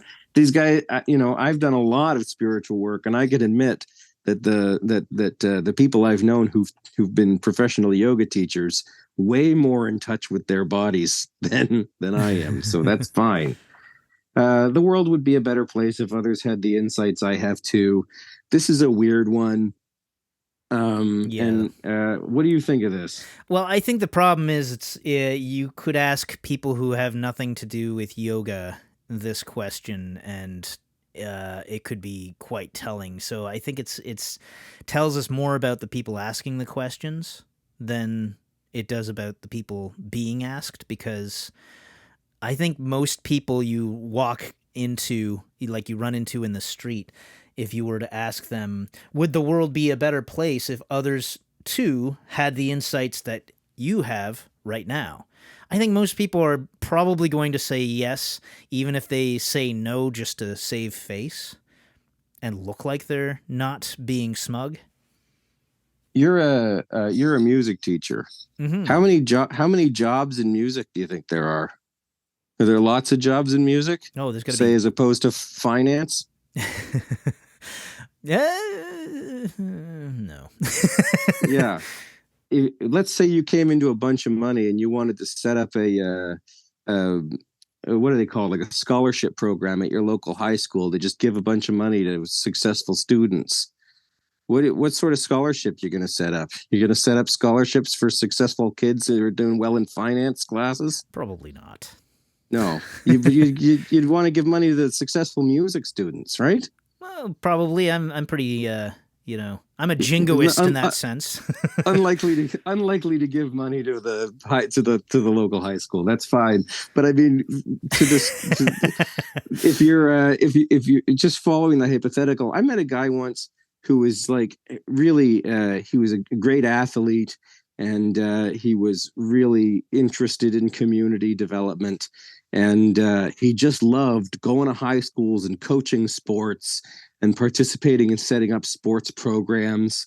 And he just loved being around kids. He just wanted to be with kids and help them do personal development work. Like, he really thought of it as being personal development work, like that these kids were doing well-rounded self-improvement by participating in his sports programs, that they were going to be not just better soccer players, but better people. Wow, I feel like a pile of garbage now. Thanks. I agreed with him. I said, extracurricular activities, being in a community, learning things other people don't know, learning to play guitar, learning to sink basketballs, learning to perform period dramas. All these things, really, that to realize that you can do something that like only 1% of other people can do, and that you can do it fairly well. It's great for your self-esteem, and it comports you towards success in all areas of life by realizing that that you have some special skill or whatever. And he said, "Well, I focus on sports." He just could not meet me halfway on all this artsy fartsy shit. What I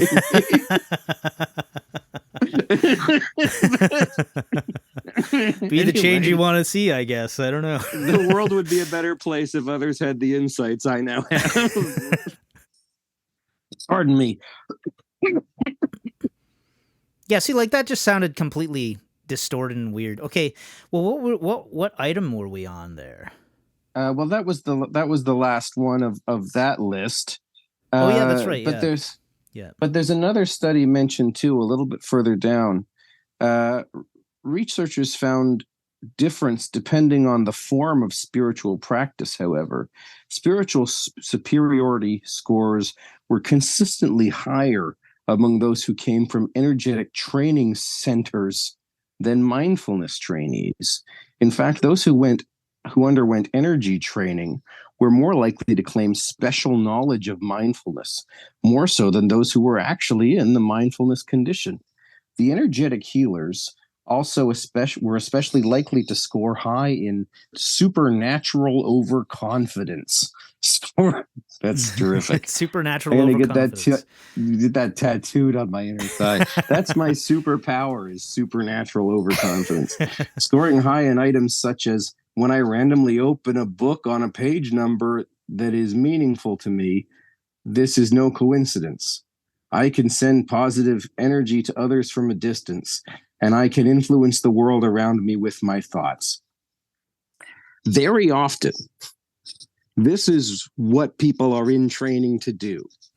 Like if you take this out of the context of, you know, a yoga class or a meditation center or a Buddhist retreat, I'll say a quasi-Buddhist retreat, and bring this into like a Reiki circle or something, you know, I can send positive energy to others from a distance.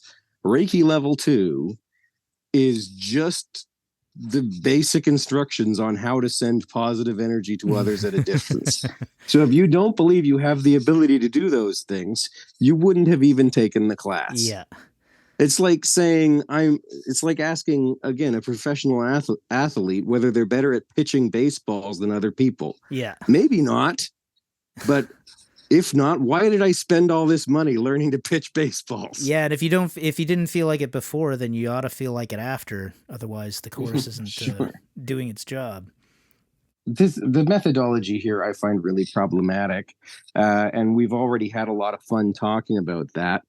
But what about this? Okay, so being a Thelemite, I was offended on more than one level by this paper, because I was sort of thinking that this claim of, oh, so you're going to do all these yoga classes and then you're just going to be a better person. Like, I had kind of never heard anyone make that claim before. Yeah. You know, really? Yeah. You know, you'd be stronger and you'd be more relaxed, maybe less anxious. This is what those dorks in the Self-Realization Society say. They fund all these studies. You know, when you read these studies that are about how meditation makes you more productive and less anxious and whatever, those studies are all paid for by, not the Self-Realization Society, sorry, Yogananda.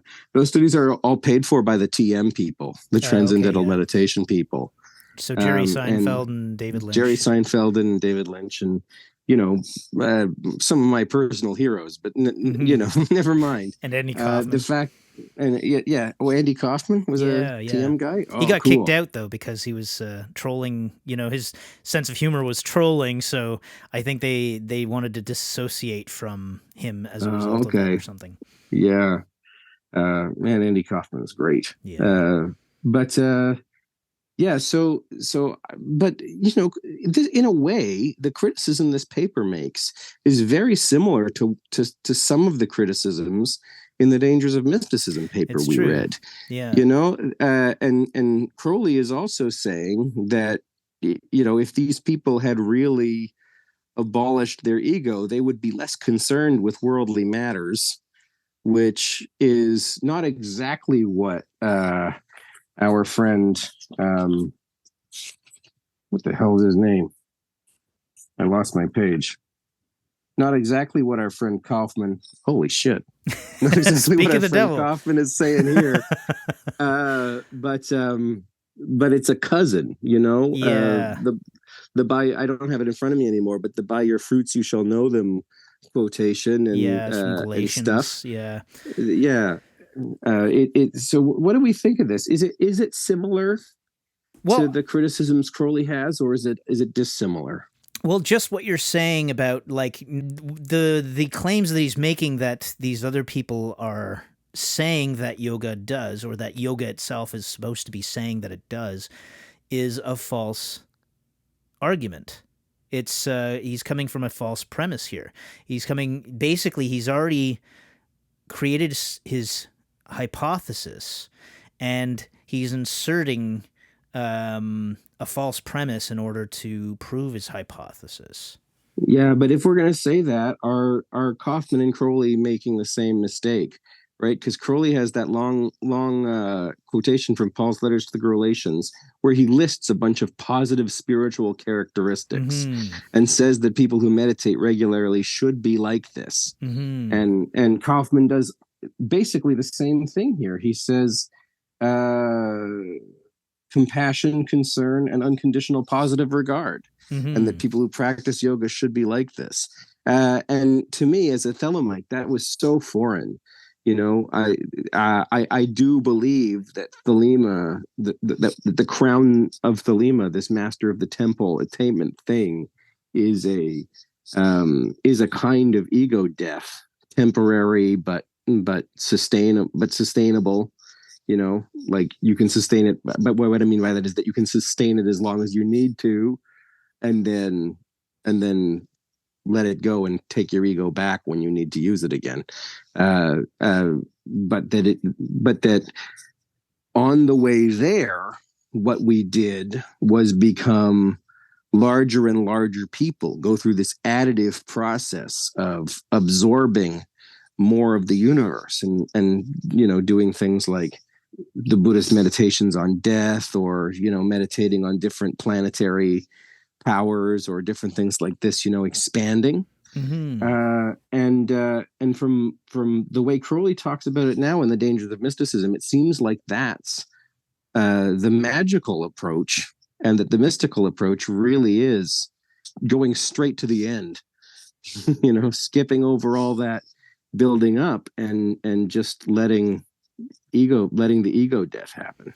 Yeah, I mean, what do you think of that? I think it's a worthy question whether or not they're doing the same thing. I think possibly to some extent. I think the difference that comes to mind is that Crowley's trying to point out the hypocrisy of these particular people, in that they are, you know, as you put it, it's like using a Roman standard to measure by.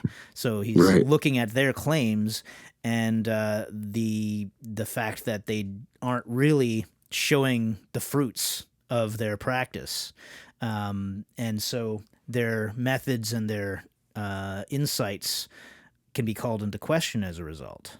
Whereas here, it's he comes out not trying to point out the hypocrisy per se, but trying to point out that I mean, he's the hypocrite in this case, because frankly, at one point he is down. He's talking down about all these gurus who are, you know, driving around in Rolls Royces while telling you to quiet the ego and all this sort of thing. And then he follows it up with, as I said in my book. So clearly this guy's, you know, profiting from from the subject itself. So he's trying to argue for the same ideas. Like he asks the question, is it not possible then to quiet the ego? Well, I still think so. I just think it's more difficult than it may at first appear. So, or I think we should do it without feeling good about ourselves. Yeah, exactly. Or something. I think he's just woefully unaware of the fact that he's still dealing with his own personal bias here and his preconceptions. And so his idea of what yoga is and how to engage with and everything like that is still in a superficial state at the moment. He seems very interested in the subject. He's written at least 2 papers about it for Scientific American, but it doesn't seem like he's deeply engaged in these practices himself, right? It's like he sees himself as a social psychologist, he says. And I don't know whether or not, it doesn't read like someone who's had a lot of success in meditation. Yeah, I think, this is the problem that we have in this day and age, probably in every day and age. I think, it's kind of foolish to assume that today is any different than any other time. But because of the internet, it's like people will read a few books, get really excited about a subject, and then start, I don't know, making a podcast and talking on it like with all kinds of authority in a echo chamber. Oh, hi. How are you doing, folks? Fine. But yeah, that's glad to be here. Here. So my opinion. I could, if I were smart, I would just ask you to do that with After Effects rather than try to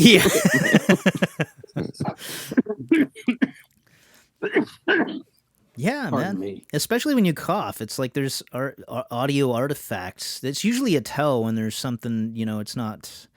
Sorry, I'll leave it alone. I'll stop. It's all right. It's all right. You might just be suffering from a I don't know, some kind of a digital cold or something like that. Yeah, I have a DVD. Yeah, DVD.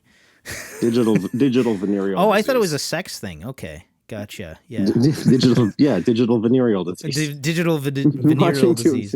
Yeah, I've been having too much virtual sex, and I've come down with a DVD. I gotta download a VPN.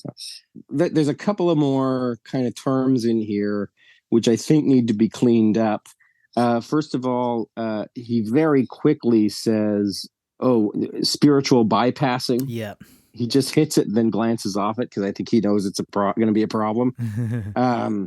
Spiritual bypassing is I do not think that's a sort of psychological buzzword. I think it's just something that people on the internet started saying about 5 years ago. But what it means is that you're so invested in spiritual self-development that you've started to ignore problems in the real world.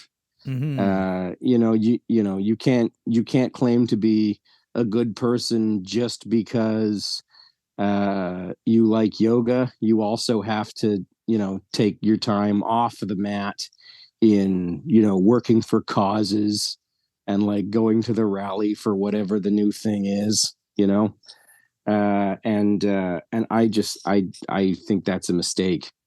I think that spiritual bypassing is just what yoga is for. Yeah, you were talking about this before. Yeah. Because like, especially let's say the really popular thing is to think about this in terms of like Tibetan Buddhism, starting with Madame Blavatsky, and then all the way down to today, people who just practice soccer mom yoga love to imagine it in Buddhistic terms, even though it's really just calisthenics. That when they approach anything to do with spirituality, they'll like to have a little picture of the Buddha or something to like this. Yeah. And so in Buddhistic terms, life is suffering. The cause of suffering is attachment. There is an escape from suffering. The way out of suffering is through the Buddha. And so all causes soever are illusions, and your interest in them are attachments. And the whole point is to stop wanting things. Yeah. Yeah. And, you work towards the liberation of all beings, but what liberation looks like is obliteration. And you want to teach people yoga so that they can also destroy themselves in the divinely prescribed manner without accruing negative karma. And it's really, really not about soup kitchens and political freedom. It's about meditating 13 hours a day and starving yourself to death. Yeah. So like the idea that this is unhealthy is correct, but the idea that it's an inappropriate way to practice, it just is the practice. Yeah. I think this is one of the problems with buzzwords and just basically coming up with words as labels for things. I mean, we need words and stuff, so don't get me wrong. It's just I constantly observe. I think I finally have an idea for podcast merch. Oh, yeah? It's a T-shirt that says "We need words and stuff." And on the back, Toronto Thelema or something. Your logo. Don't get me wrong. We need words and stuff. But yeah, I mean, there's this tendency to come up with words, like spiritual bypassing. There's all kinds of these. I mean, there's psychological terms within this paper itself, which are legitimate in and of themselves and in the correct usage and whatnot. But I just find that, they tend to get used to be dismissive, essentially, in the long run. And it's pretty much like what he's claiming is that the spiritual practices can be used by the ego to inflame itself, essentially. Mm-hmm. And I think those buzzwords kind of do the same thing, because they give you that hoity-toity kind of position of power where you're like, okay, I can denounce this thing and make it less, and therefore I am, in a position of control. So I think it's like more honest, if we look at the stuff that he's talking about, as well as his way of talking about it, if we return to Nietzsche's will to power, that's the fundamental force at work here. Yeah. You know what I mean?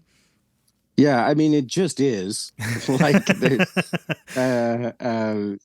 fundamental metaphysical substance of the universe is this unspoken going, and it's, you know, we talked about it with the I Ching, and we talked about it, or so not the I Ching, the Tao Te Ching, and we talked about it with other Thelemic books that we've read, and we could talk about it in the context of Nietzsche at some point as well. But this idea of drive and striving is not really something necessarily to be overcome, and the way Nietzsche talks about like the new Buddhism, right? Like we should destroy ourselves by destroying our striving and destroying our wants. And then in the West, it becomes this thing about compassion. Suddenly, all these philosophers love compassion when no philosopher in history ever had a positive view of compassion. Yeah. We're splitting ourselves into too many directions. Yeah. You know, if power asks why, then power is weakness or something. Exactly, yeah. And I think that's the problem, too, is that when we look at things in terms of will to power, for instance, we are saturated in this morality that's like come to us that we tend to think of as that Christian morality of like compassion and being good and quieting the ego and all this sort of thing. And I think it's such a distraction.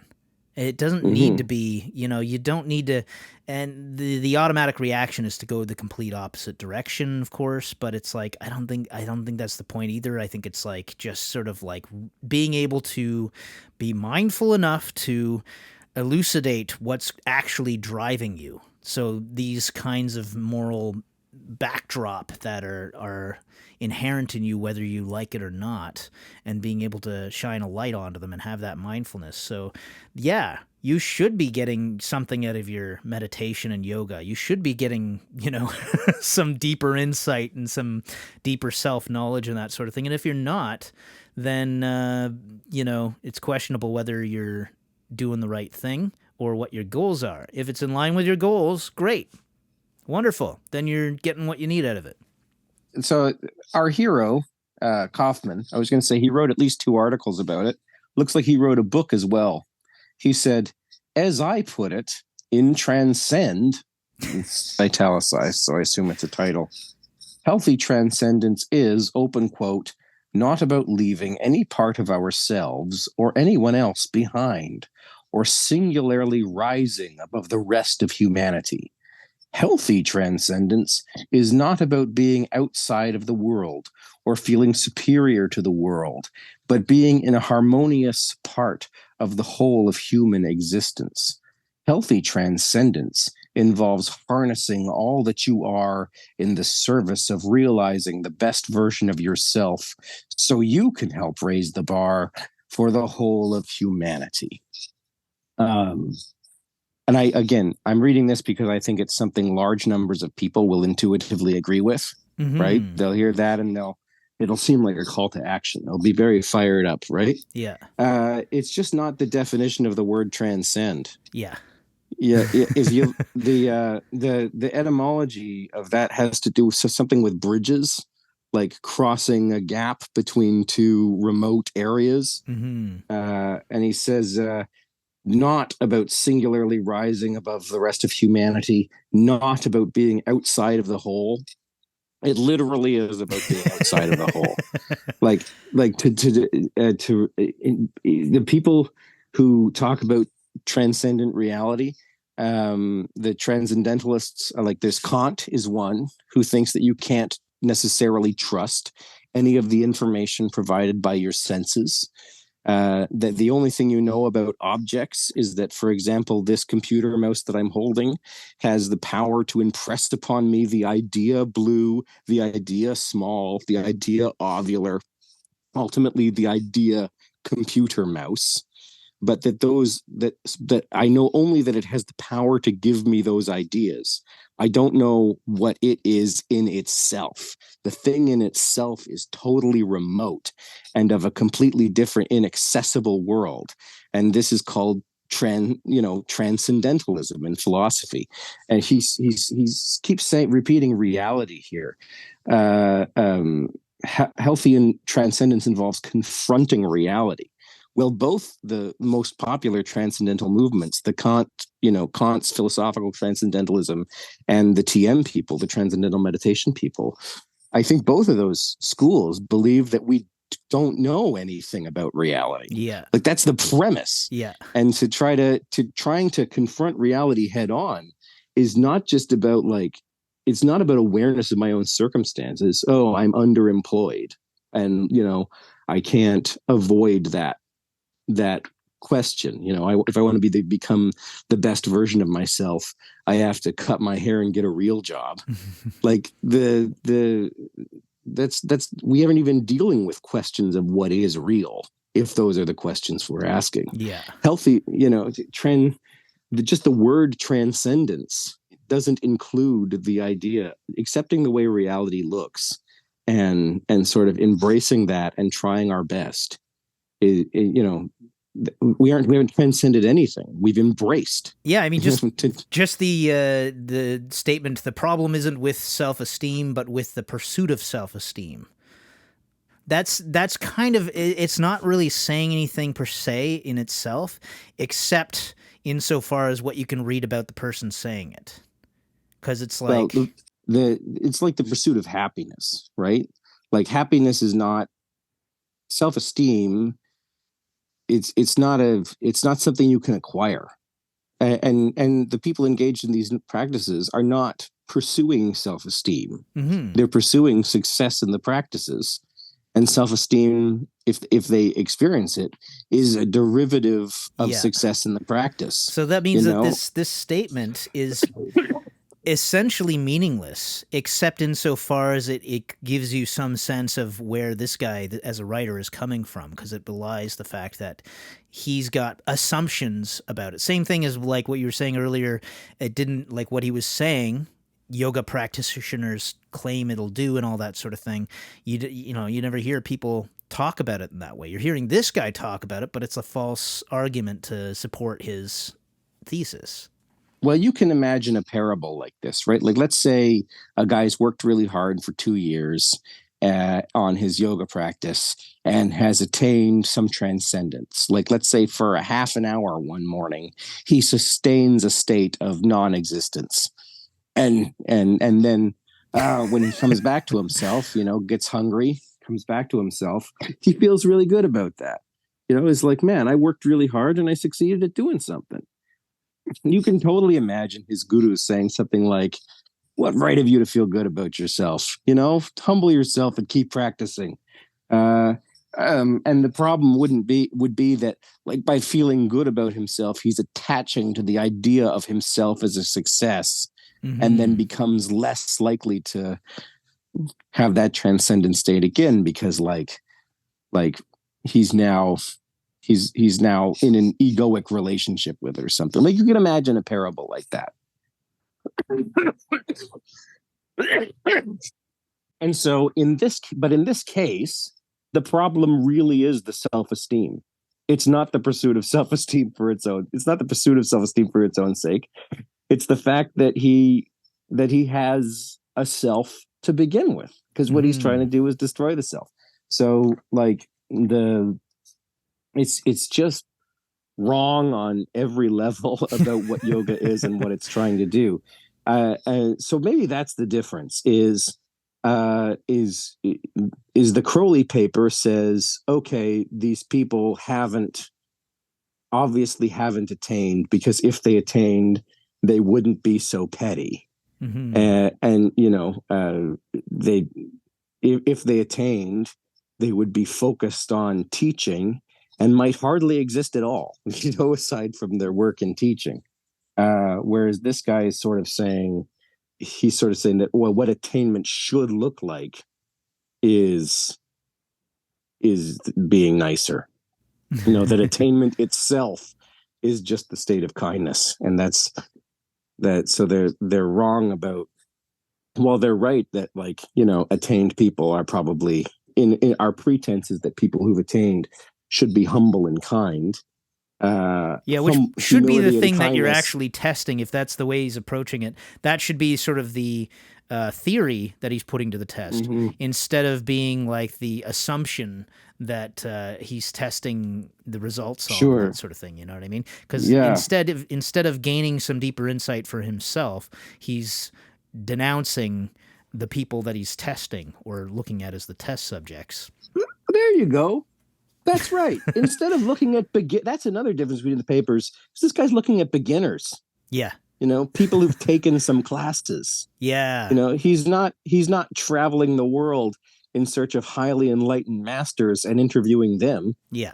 The people Crowley talks about in his paper as being the crybabies are, by their own report, the most highly attained masters of their Mm-hmm. age. Yeah. And so to say that they a little bit of transcendence is not gonna is not gonna change your whole being.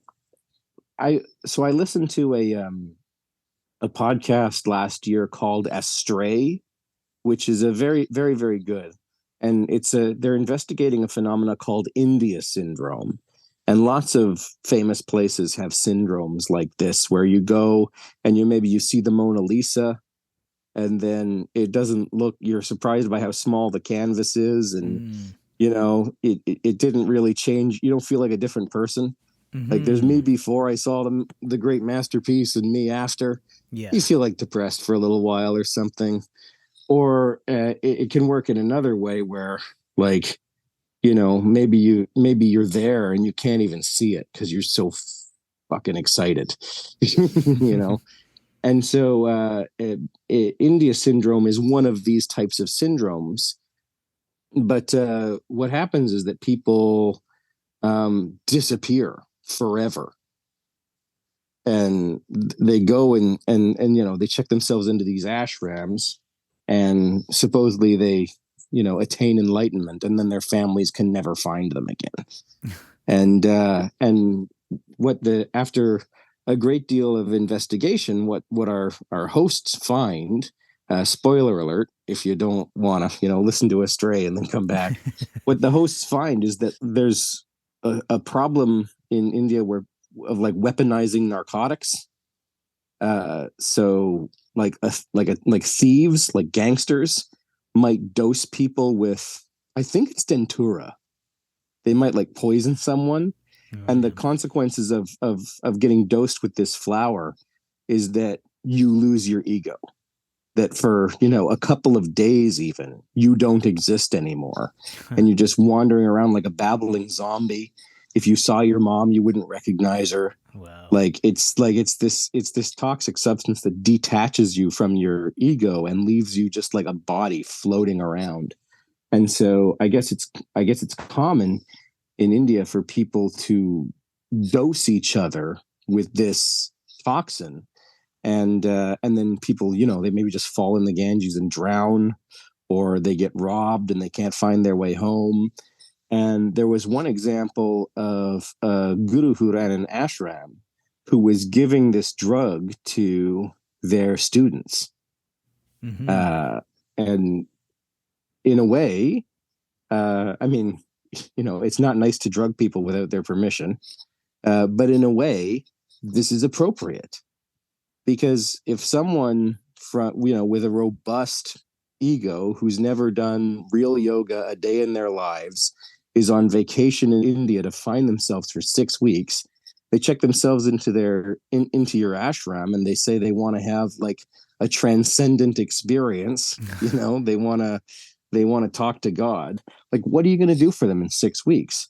Well, you can Crash use course. a medication to destroy their ego for them, and let them really see.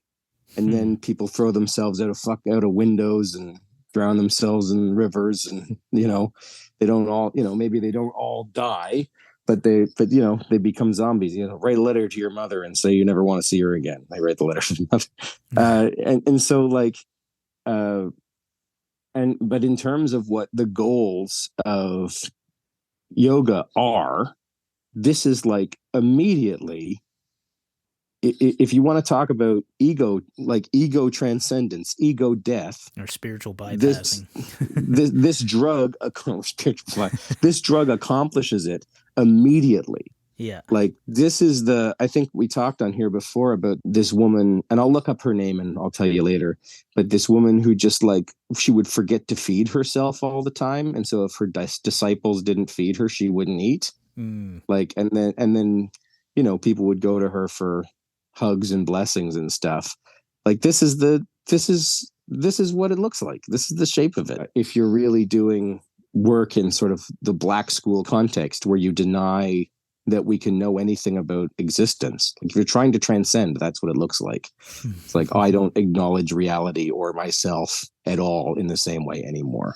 And so maybe a little bit of ego inflation can be the antidote to that, as I was, you know, sort of saying in our previous hour, that you know, what I think the dangers of mysticism are, and it's not that people shouldn't do mysticism, but that the condition of success is a very, very weird condition that maybe many people wouldn't want to be in. Yeah. And you know what? I think maybe that points to the fact that if you go in assuming, like, with the preconception that the ego is bad and it needs to be destroyed and all this sort of thing, yeah, that might even be the end goal if you're totally on board with that and everything like that.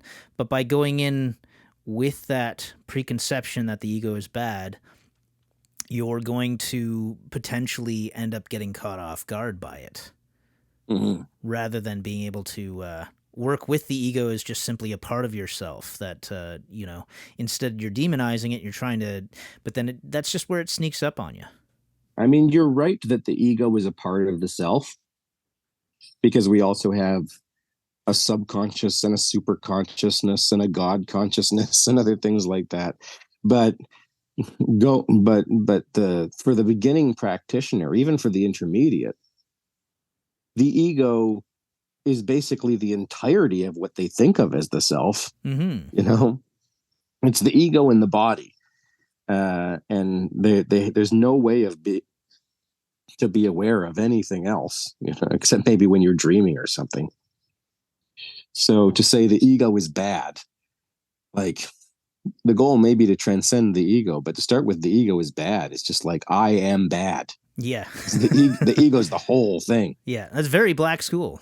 And yeah, like, I mean, if you're on board for the Black school kind of approach, that's one thing, but yeah. Maybe this is my ad for Thelema after all this, Yeah. you know, is that when you get to do magic work as well, when you get to kind of be expanding and embracing and learning at the same time, Crowley's right. It just is. I mean, in a way, it's safer, right? You may encounter demons and you may experience pitfalls and you may, you know, have bad trips and disappointing results, but you're there the whole time, rather than wandering off into the desert with an Agori black magician, as one of the subjects on the Astray podcast did. And, like, you know, the strong suspicion is maybe this guy murdered, you know, was murdered.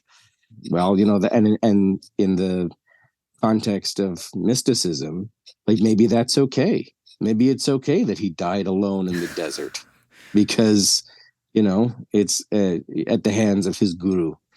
Because, you know, that's if what he was really concerned about was spiritual exaltation and ego annihilation, like, he accomplished that in those moments. Remember my saying in the previous aeon, the way to achieve sainthood was martyrdom. Like, if you were tortured to death, that's how you get across the abyss. So that, you know, this formula is alive and well in some schools. Yeah, so screw all that. Yeah. Well, thanks so much for joining me again, Michael. Love is the law, love under will.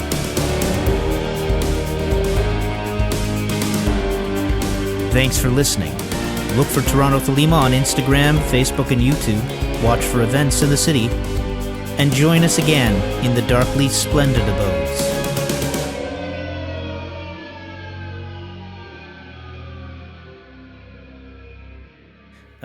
Well, in this case, Arthur Waite, did I call him Edward Arthur? Arthur Edward? A.E. Waite. Yeah, it'd be Edward Arthur Edward Waite. Why I laugh a lot on this thing. What if I go? Oh, there we go. Affectionately inscribed to author Edward Waite. Then I usually say Jesus. Ah, fuck. Jesus Christ. Jesus I Stanfield usually Christ. say Jesus Stanfield. I want to make that my standard go-to. Jesus Stanfield Christ. What does the H stand for? People say Jesus H. Christ from time to time. Horatio, I think. Horatio. I don't know. That was very convincing for a second. I absolutely believed that when you said it.